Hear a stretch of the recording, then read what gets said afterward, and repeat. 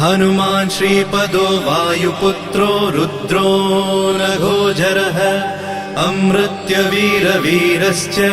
ग्रामवासो जनाश्रयः धनदो निर्गुणः शूरो वीरो निधिपतिर्मुनिः पिङ्गाक्षो वरदो वाग्मी सीताशोकविनाशकः शिवः शर्वः परो व्यक्तो व्यक्ताव्यक्तो धराधरः पिङ्गकेशः पिङ्गरोमा श्रुतिगम्यः सनातनः अनादिर्भगवान् देवो विश्वहेतुर्जनाश्रयः आरोग्यकर्ता विश्वेशो विश्वनाथो हरीश्वरः